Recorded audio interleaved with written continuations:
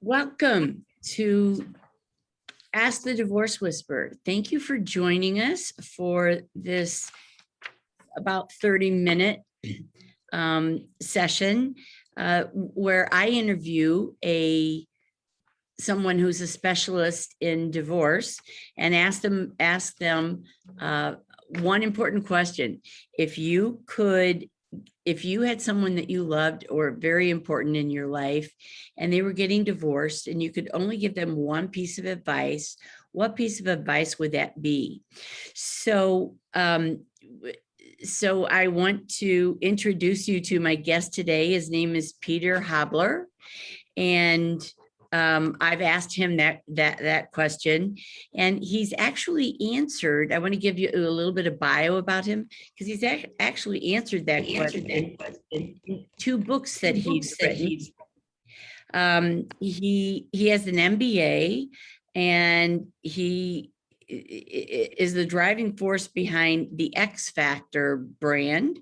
He's a divorced father of a now 24-year-old daughter, and he's a personal development coach, the developer of the X Factor philosophy. And I love this, the 7 principles of courage, architect of the vicious cycle of subconscious fear, and the author of Split Harmony, Turn the X Factor from Chaos to Compassion. Wow, what a great purpose to have in this world, and what a gift to people. The courage to find the fire within, invest in yourself, to discover your passion. So Peter is married to his incredible wife, Lori, and between them, they now have 4 adult children and a 9-year-old grandson, and family is his top priority. So Peter, I'm going to ask that question of you that I ask of all divorce experts on this show. And that is, if you could only give one piece of advice to someone getting divorced, what would that piece of advice be? Well, hi, Marta. It's an honor and privilege to be here. Thank you. So the one piece of advice is to get absolutely clear, to get crystal clear on what it is you really want. And if you're a parent, as you are, as I am, and going through divorce, to me, it was vital to get clear on what it was I wanted to create for my daughter, and what type of environment I wanted to create for her. That is so great. You know, when I mediate, people come to an agreement on maintenance, child support, how to divide all their assets, who's going to pay what debts. They come to those agreements very easily if their first focus is on the children. And so if their first focus is on the children, then that's the big thing that we talk about. And then dividing property and child support and who gets what holidays, all that just sort of falls into place because it's not the most important thing. And they often need some guidance that their children needs to be the most important thing. Otherwise they fight over the canoe and the lake house and silly stuff. When really, if their focus were on how's this going to affect my child, what kind of life do I want my child to be able to live? Where does my child fit into this? What is the best course of events for my child? What do I want my child's life to look like? If I can get mediating clients to focus there, then it is so easy to mediate an agreement with them. And it just comes naturally. It's just amazing that it's such a different experience if they focus on the children versus focusing on, are they going to sell the house? Who gets how much out of the house? If they focus on the things first. And I know that after doing over 4,000 mediations successfully. You found that out after one divorce. So I'm wondering, how did you figure that out? Because I think I agree. That's the most important thing. And you need to be clear about that, or you won't start there. Oh, indeed. And I realized, Marta, that first of all, I was miserable. I was frustrated. I was angry. I was always reacting in anger. And, the ex is my descriptive term. The ex was also in that same position. And one of us would say something, accuse the other, threaten, and the other would just react right back. So why did that happen? That happened because we were each focused on what we did not want. We were stuck in a place of fear. And when you focus on anything, including your fear, the irony is you're more likely to attract or create more of it. And my daughter was 3 years old at the time, and I realized this was having a negative impact on her. I'd been blaming her mom been blaming me, and I realized during a conversation with my then personal coach, JT, we were talking about personal responsibility. And I remember hanging up the phone from that coaching session, walking to the closest mirror and looking myself in the eyes. And I asked myself, who's responsible for all the times I react with anger toward the ex? And I realized it wasn't her. It was me, and it was only me, just me, only me. So I knew in that moment, and we all hear, the only person you can change or control is yourself, or as I say, the person in the mirror, for me, the man in the mirror. And I realized blaming is the opposite of taking personal responsibility. And taking personal responsibility equates to, it is integrity. So I realized in order to create a shift for myself, and more importantly for my daughter, to create an environment of divorce where she could thrive, I had to shift. I had to change. And the first thing I did seems really simple now looking back, but I committed to remain calm during any and every interaction with my daughter's mom, no matter what. And the next day that was put to the test. We were sitting down face to face talking about some custody issues, and everything was supposed to be 50-50, but we were disagreeing on some things. And the ex said something that normally would have just triggered me. I would have snapped. I would have gotten totally pissed off and started yelling at her, whatever. And I just sat there. I remember my head slightly cocked to the right. I'm just sort of looking at her, and she got upset and said, "What are you being so smug about?"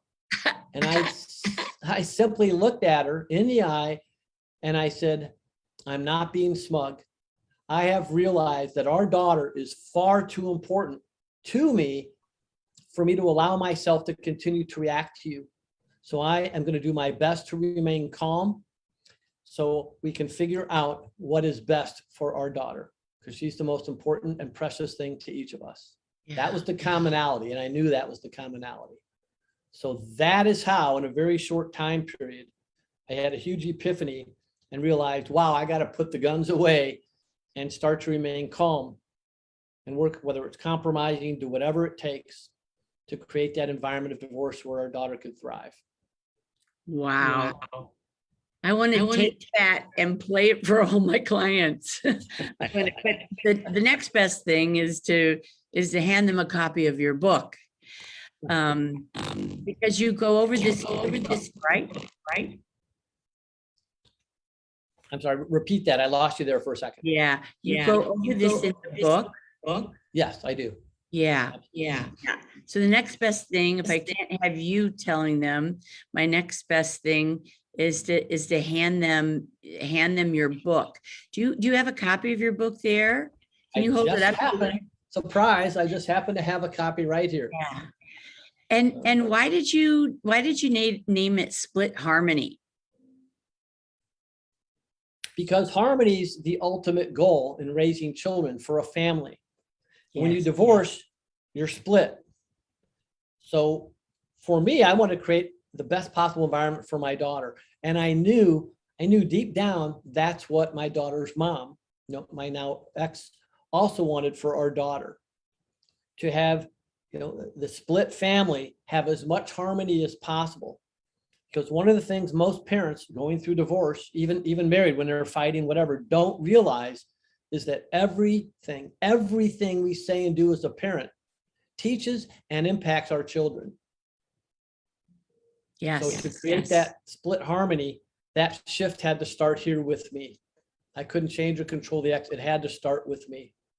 And the subtitle, turn the X factor. Well, of course, the X factor is, the X, which is a factor in divorce, obviously. Change that chaos and turn it into compassion. And the other part I realized, Marta, was, my daughter's mom's, her anger, her frustration, her reactionary behavior toward me actually had nothing to do with me. I was taking it personally. It had to do with her childhood. She'd been married before, with her prior relationships. And the same for me with my anger. It wasn't personal toward her. It was my own BS, as I call it. And a fear-based belief system is your BS.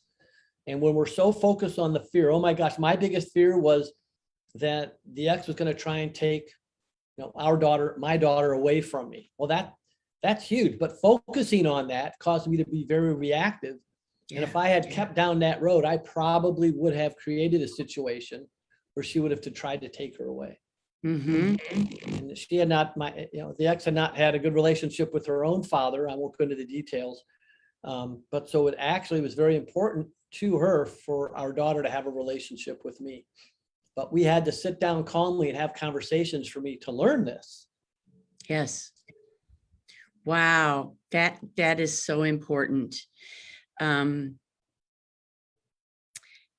thinking of a couple of clients that I'm working with right now who are so focused on their own pain, and they, in each of these cases, there was infidelity.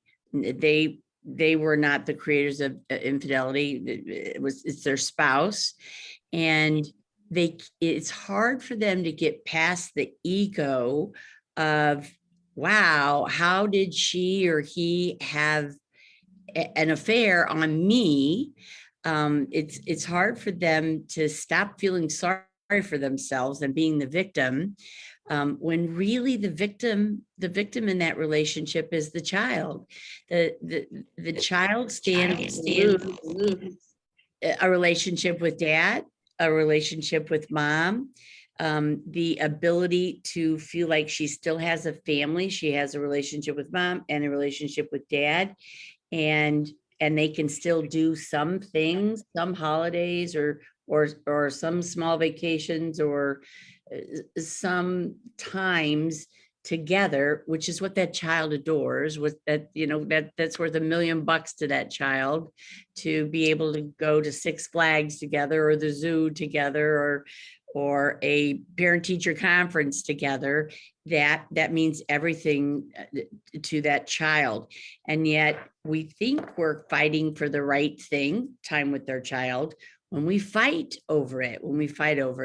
And I couldn't agree with you more that it's the fighting that is so damaging to the child.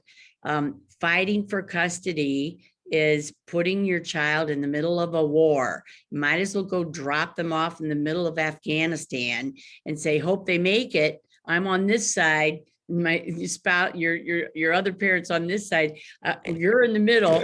You can make it to one side, so that you're safe. Not realizing that the child is really the victim. And as parents, it's our job to protect that victim. As parents, it's our number one job to protect that child. And arguing about the child doesn't protect the child, but people think it does. I argued more. I've had clients say, if I don't fight for my child won't think I love them. And I said, really, it's the opposite.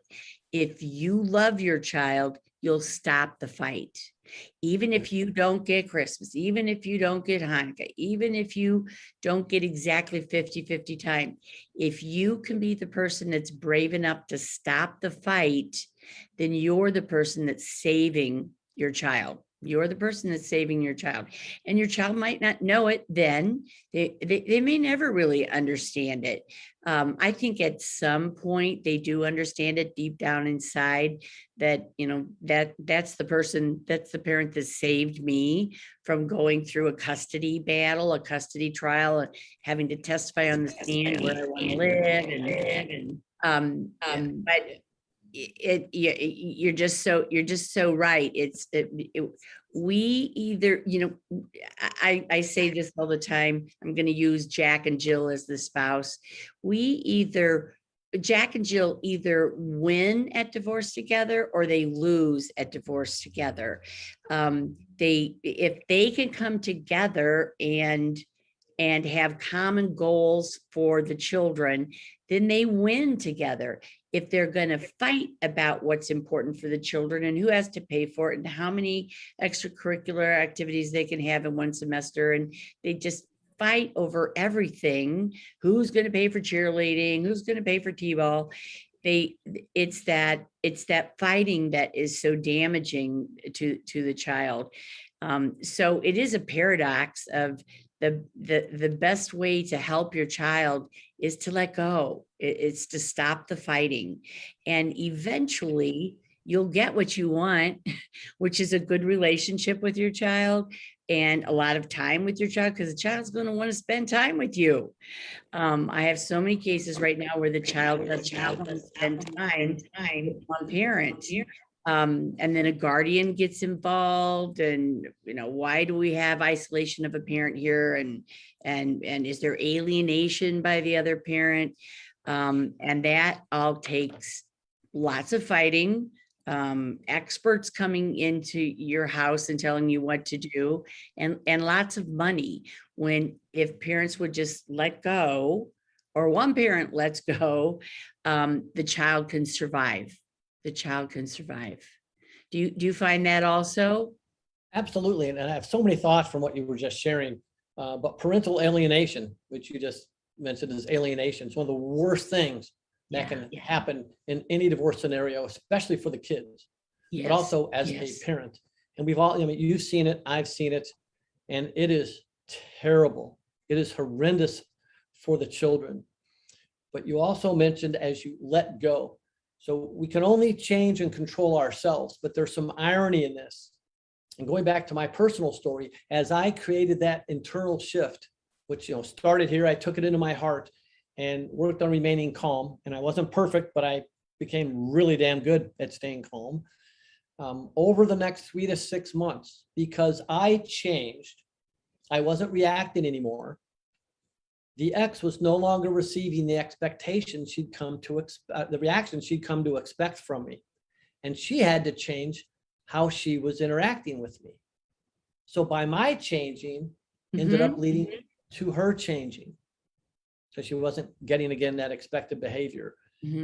And that fighting between the parents, when you can come together, compromise via compassion. And for me, my daughter was the reason that was bigger than me. If we hadn't had a child, the fighting may have continued. But my daughter was a much bigger, more important reason, my why, than just me. Yes. And focusing on her, on that big reason, that's what gave me the gumption, the courage, the ability to let go, to create that shift, and to move forward in a much more positive manner. How did you learn that? That's amazing. Experience. I've been into self-growth for a long time, and the best way to learn is through experience. And we cannot change the past, Marta, but we can change how we look at the past, our perspective on the past. So it was years after, 3, 4, 5 years after going through divorce, that all these lessons started to really become clear to me. I look back at what had worked, what hadn't worked, and some of the lessons, and it's led me to, create the X Factor philosophy, the 7 principles of courage, and the vicious cycle of subconscious fear. I was caught up in it myself. That's why we react. We're caught up in our fears. Our fears are triggered, and we react with anger. That's how it works. And then that fear, it happens, and your subconscious, where it starts, tends to go, I told you so. So then we start thinking and believing, I told you so. I knew that was so. I need to fight. The irony is, the only reason that fear came true was because you were focused on it. And you're going to create the opposite of what it is you really want, because you're focused with that fear on what you really do not want, what you do not want. So it's vital. And that's the first step. We all know what we don't want. In fact, typically when I'll ask a coaching client, what is it you really want? I start hearing what they do not want. Yes. Yes. over and over again. It's like, no, no, no, no. That's what you don't want. What do you really want? It's the opposite of what you're talking about. So understanding what an individual doesn't want is step one. And now you can shift and really hone in on figuring out what it is you really want for your kids, for yourself. And they're really aligned. I mean, creating an environment of divorce where my daughter could thrive meant things would be calmer between her mother and myself. And we could compromise. We both wanted the same thing, what was best for our daughter. We may have had different viewpoints on how to create it, but we both wanted the same thing in a nutshell. That is so wise. That is so wise. And I see it time after time when I'm whether I'm litigating divorce or mediating divorce. I was just talking with a client a few evenings ago, and he was talking very negatively. A child did not, a 13-year-old child did not want to go visit her mother, and he was talking to me on the phone. He was in the car, and he was talking really badly about the mother and how this child hated mother, and the child shouldn't have to go live with that mother because the mother is bad, blah, blah, blah. And the mother hurt me and stole marital money and gave it to somebody else and blah, blah. And I finally stopped him and said, do you have a child in the car with you? And he said, yeah, my 13-year-old. And I'm like, shut up. You cannot talk like that about that child's mother. You're wondering why that child does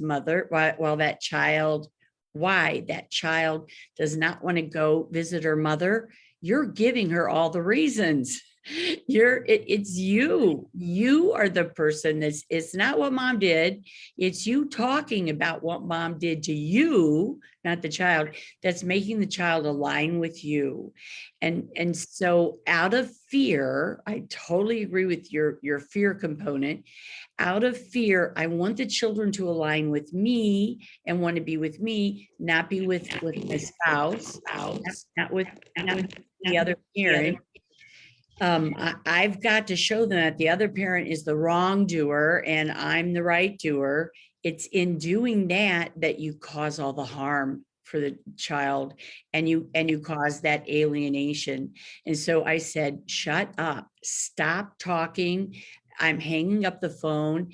After you drop off your daughter at, wherever you're taking her, her mother is going to pick her up. You're not, okay? It's your Mother's Day, and mom needs to pick her up. I get it. You're taking her there. She wouldn't get in the car with mom after school. You are perpetuating this cycle of who's she going to go with by even making it an option that you could be the one that picks her up from school and takes her to whatever soccer or whatever her activity is.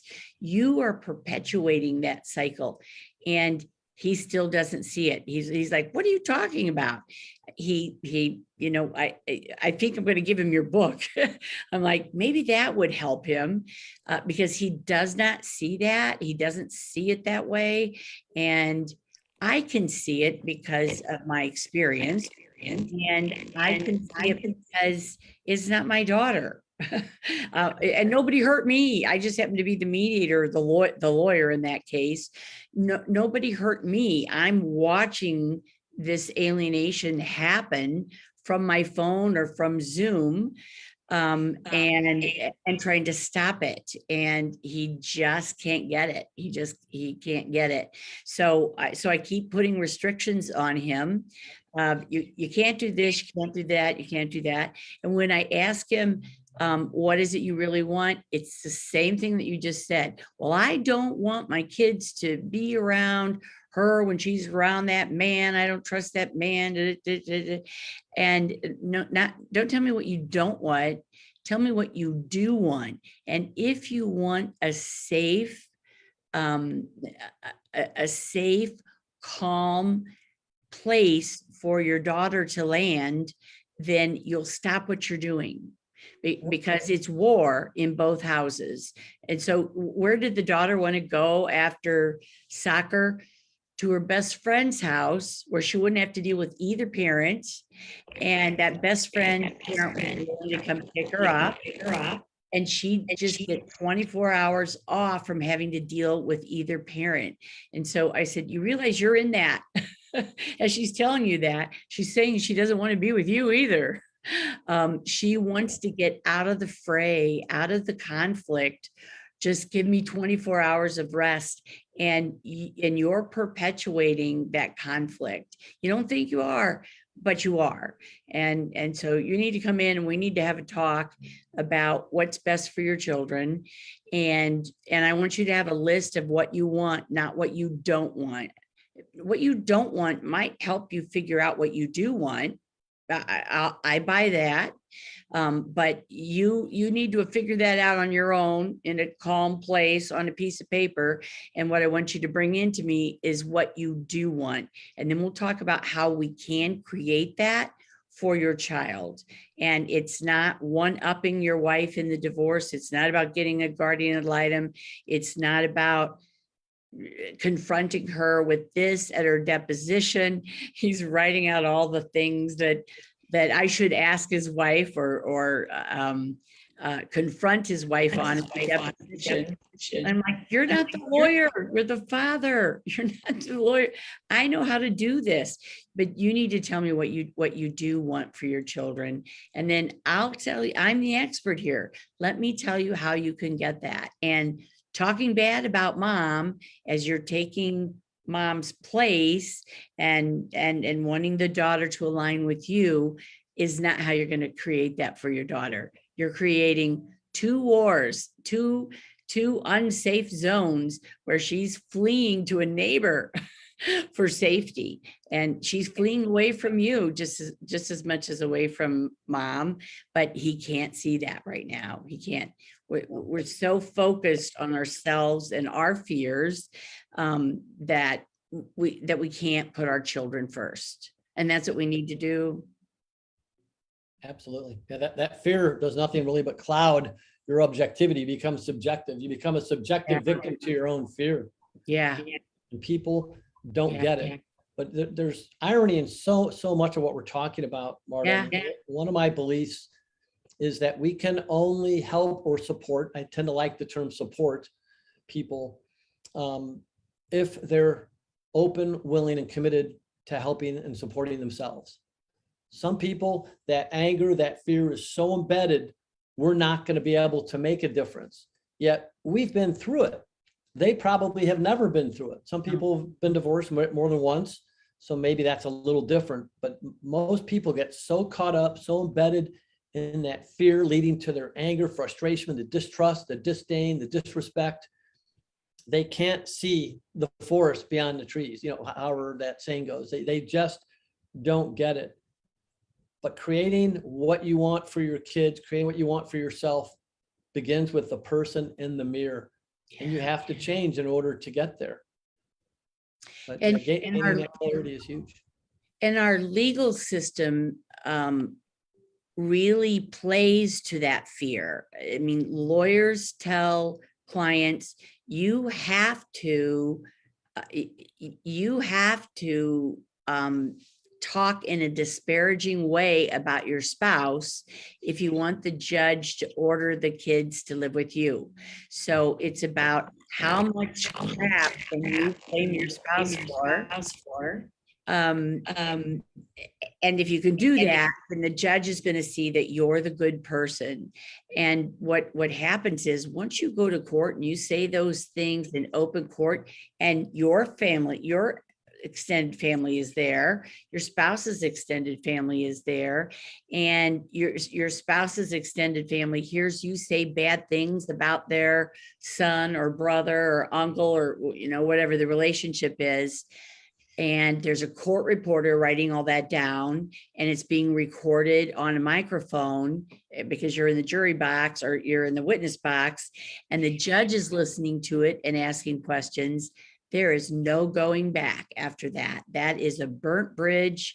You can never go back, and you create, that person in trying to get their child creates the Hatfields and McCoys of extended family, so that that extended family can never come to the same event, or ever come to each other and be a shared support system for that child. The child has to pick which side of the family am I going to be on. And everybody loses. Everybody loses, especially the child, but everybody loses. Yeah. Yeah, everybody loses. Great points. Any other gems that you, I let you say the first thing that you want to tell someone. Is there anything else that comes up that you have said to clients that has helped them stay in this neutral place? Absolutely. It's not endless, but the four main principles I share in my book, Split Harmony, the very first one is forgiveness. And there's not just one aspect of forgiveness. Everybody thinks forgiveness is about forgiving the ex, and they don't want to do it because they're so angry. I could never forgive them. Forgiveness begins with forgiving yourself for the role that you have played in creating what's going on.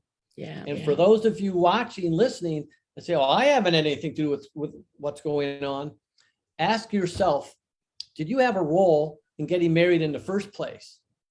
You either asked the question or you said yes.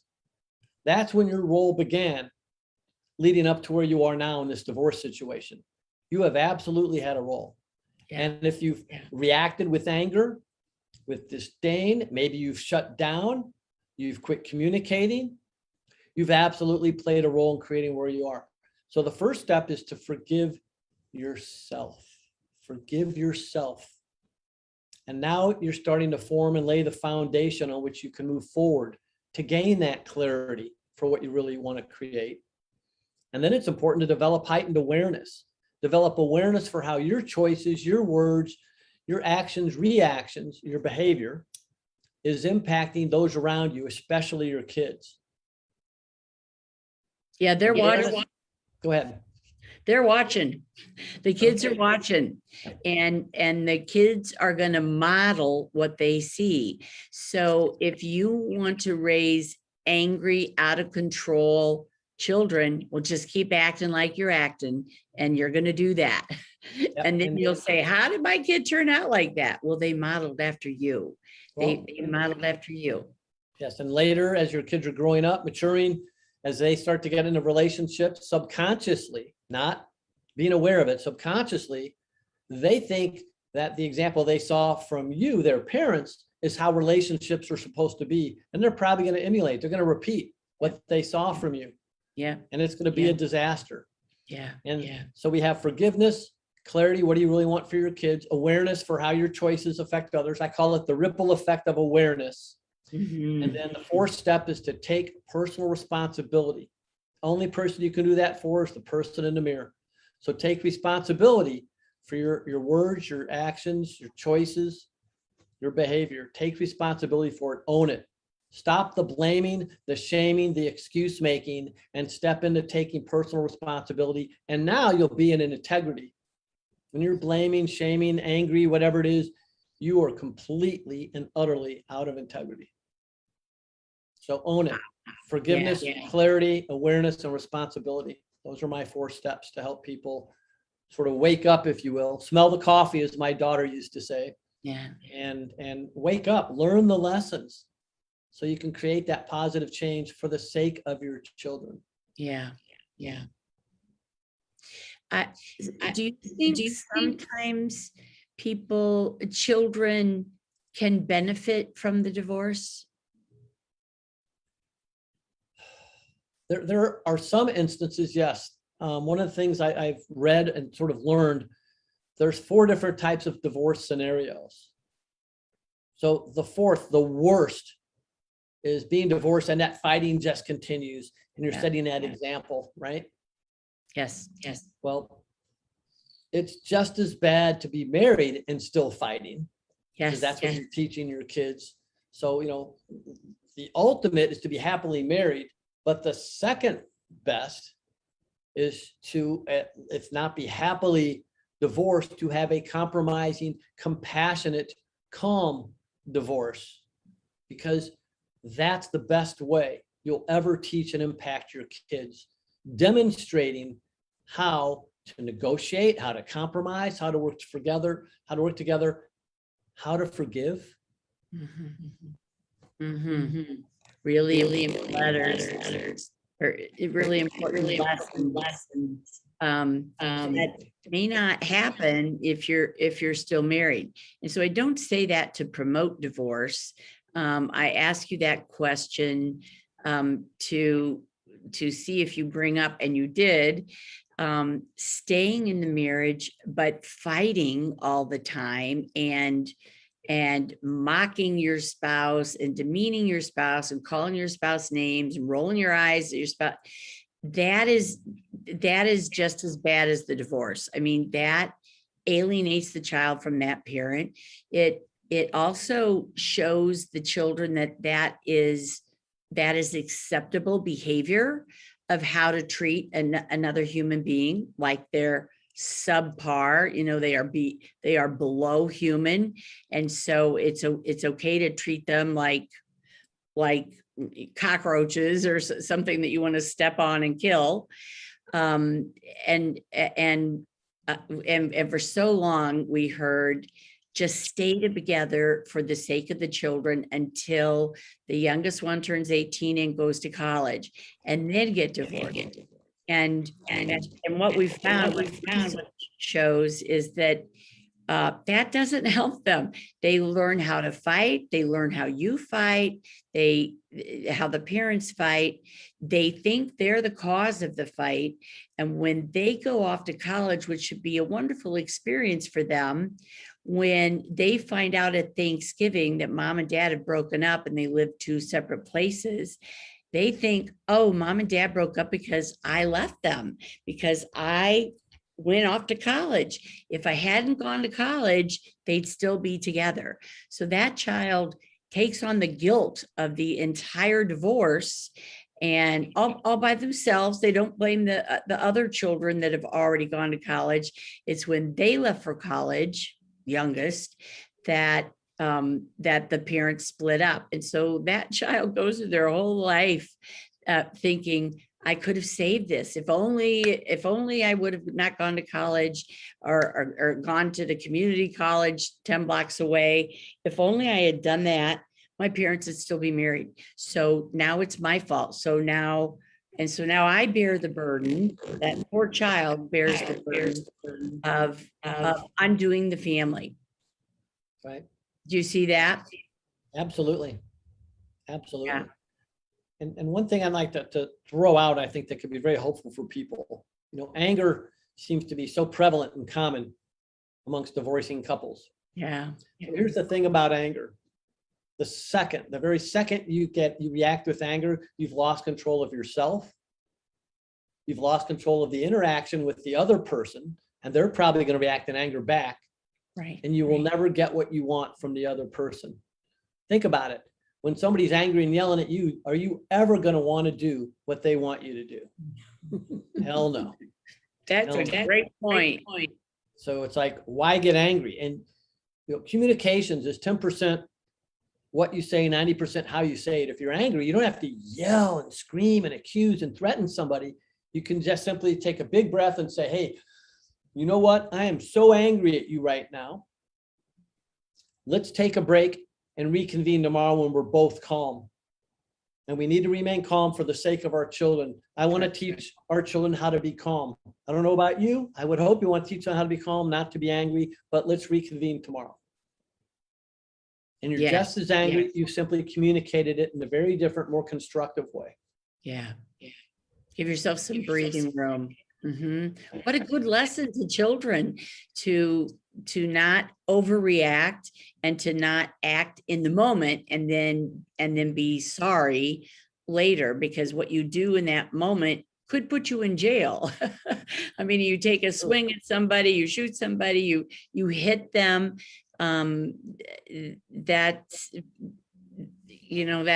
is not teaching them in anything that you want to teach them. That's not how you want your children to turn out. And they are watching you. They are watching you more than ever. So teaching them that you might need a timeout. You might need to think about this. You might need to sleep on it, and come back when you don't feel so threatened. To come back when you don't feel so threatened that you can actually talk about your needs. That's one of the things I love about mediation. I can teach people in mediation who are really mad, and they're getting into that mad phase. I just stop it. I just, you know what, nobody talk for a minute. Let's just take a minute, and ask somebody to come in to the kitchen with me and get more coffee. I just separate them. I know their amygdala has just gotten engaged. They can't get to the prefrontal cortex to be logical about anything right now. And about all they can do is carry some empty cups, some coffee cups into the room for me. That's like all they could do. So I separate them, get their mind on something else, getting coffee, go to the bathroom, whatever, take a break, and hopefully disengage that fight, flight, or freeze amygdala reaction. And they can come back and look at it at in a calmer way. Or sometimes I just actually stop the mediation, because I know once the amygdala is engaged, it's going to be like 4 hours before they can get to the logical part of their brain. And we don't have 4 hours. So let's just stop right now, up here. Next time we come together, and they're at a totally different place the next time we come together. Usually that isn't even, they've dealt with that, and they're on to the next thing that they're fighting about. But nobody has taught them. Hence, one of the reasons they're getting divorced. All right. Nobody has taught them how to communicate with each other in a non-angry, non-violent, non-blaming way. They've only seen blamers and complainers, and it's your fault, and people who run away, go to the man cave, the woman cave, they just disengage. They've only seen poor behavior around anger. Good behavior around anger has never been modeled for them. And so if you can help clients do that, and they realize what they're doing, and they see that they're getting more of what they want by using those principles, rather than I'm going to get you, I'm going to threaten you, I'm going to bribe you, I'm going to scare you. If they see that a different way to resolve that anger, then they can repeat that after the divorce, and they're long done with mediation. They can repeat that behavior. I make all my clients get into counseling. They can repeat that behavior and demonstrate that behavior. They'll have plenty of chances. Demonstrate that behavior for their children, and then their children can learn that. Whereas if they just stay in the marriage until the youngest kid goes off to school, and they stay in the fighting mode, that's how that kid operates at school. Absolutely. That's the kid that's going to be in fights. That's the kid that's going to carry a knife. That's the kid that's going to terrorize other people, because that's all they know. That's all they've seen of how to get control over another person. I'm going to terrorize them. I'm going to figure out a way to terrorize them. And I'm justified because I'm right. They're wrong. They need to know that they're wrong. And here's how I'm going to show them that they're wrong. And oh my goodness, the people that all those kids at juvie hall, it's the parents' fault usually that they're in juvie hall. I had one judge move from about 15 years in juvie hall, a juvenile hall judge, and she moved to the family law court. And I think I was the very first case on her docket the first morning that she was in family law court, and we were having parent alienation happening. with the clients, and she stood up, which judges don't usually stand up to take control of the room. They can control the room with their power, but she stood up and she yelled at the lawyers saying, "Don't you dare let your client participate in this alienation, because I have, for the past 15 years, devoted my life to trying to undo what your clients are trying to do, which is alienate the children from one parent." And that's what turns that kid dangerous. And I'm tired of punishing the wrong person. I need to be punishing the parents, but instead, all I have in front of me is the child. And so I have to punish the child, and punish the child with really bad consequences. And I'm glad to be in family court now, because now I can get to the source. The parents and their lawyers encouraging the parents to say bad things about each other. You guys are the source of this. And that stops in my courtroom right now. And I thought, oh my God, we have the best judge in the world. Please never leave family law court. I hope I always get assigned to you.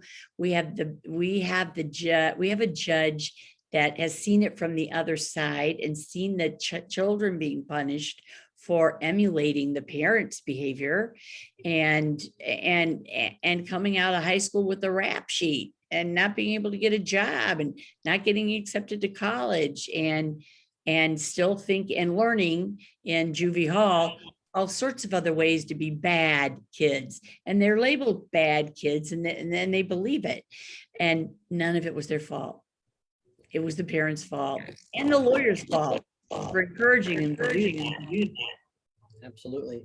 And one of my little quotes is, it may take two to tango, but it only takes one to make a difference. Because there are scenarios, as you've seen, I know, and there's so many different cases with people you've worked with for couples going through divorce. But there are some instances that one of the parents has such anger, such spite, they want to get revenge, whatever. So they're never going to come to the table. But know, those of you in this divorce situation, which can certainly be hell, know that by you stepping up, by you taking personal responsibility, you can and you will absolutely make a difference for your kids. And there's nothing more important than that. Yeah. So I just looked at the clock. We're 15 minutes over. I think they're 15 minutes of gems. So I'm glad we did it. But we need to stop for today.